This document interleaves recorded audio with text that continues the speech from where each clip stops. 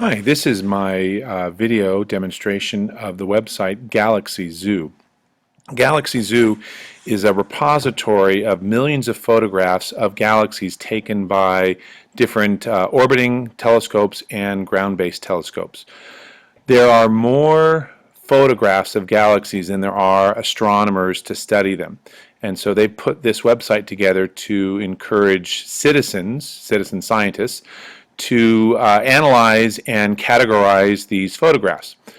They've tried using computers to do this, and computers aren't very good at selecting the different types of galaxies. So they're asking now people, specifically the human brain, because they're much better at recognizing patterns.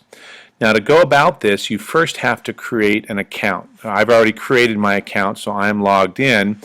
It's something that kids can easily do. You need a username, you need an email address. They don't send you any email, but you do need then a password and a security question, which kids are used to doing now anyways.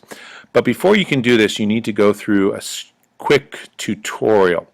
So to take part in the tutorial, the button's up here, how to take part, just go ahead and click that, and it takes you to a tutorial. Now this first goes through and explains the different types of galaxies, spiral or elliptical, and what they look like. And this is what you'll mainly be trying to categorize.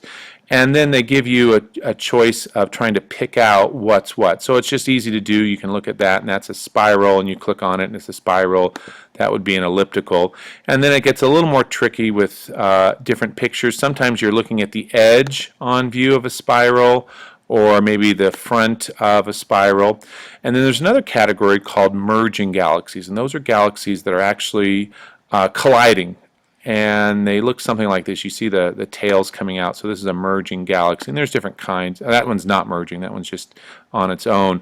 Then they get fainter objects. And what you're specifically looking for with pictures that have lots of items in it, you're looking for the object that's in the dead center. And I tell my kids, if they draw an imaginary X in the box, and wherever that X hits right in the middle, that's what they're looking for. And then there's clockwise and anti-clockwise spiral galaxies. And you can see an example there. And then there's a few to test yourselves with, so that would be anti-clockwise and so on. Some of these photographs include stars. A star is characterized by this plus sign, and then this would be a satellite trail that got in the way of the photograph. So here are some examples of that's a star. This would be a galaxy. And this would be, that they don't know exactly what that is. That's a star, but it's also got a trail in it. Now, once you're done with that, you can actually proceed to the trial. And the trial is a series of 15 photographs, and you identify it either as a clockwise spiral, an anti-clockwise, an edge-on spiral, an elliptical galaxy, a star, or maybe a merging galaxy. Now, I'm looking at this, and I kind of see some tails moving out, so I think this is this would be anti-clockwise galaxy. You're given 15. You have to get 8 right before you can proceed to actually the analyzing. This is a star. You can see the plus sign. This would be a merging galaxy, the tails that come off like that, those arms. This would be an elliptical. This looks like an edge-on of a spiral. So it's sort of like a dinner plate you're looking at the edge of.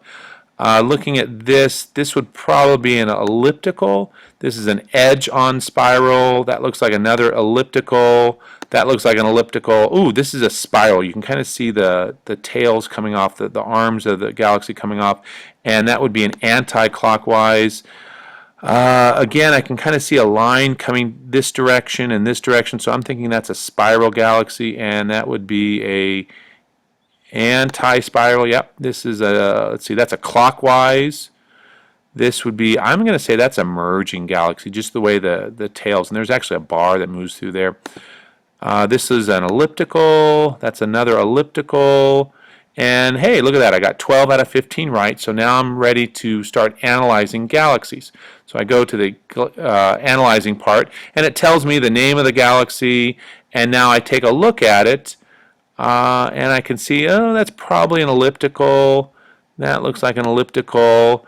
And, oh, that's another elliptical. That's another elliptical. And that sort of looks now like a spiral. So I'm going to say that Looks like that's an anti-clockwise spiral. And you go through there, and the kids now can contribute to actual science, and they can get thank yous. You can go ahead and explore the rest of the website.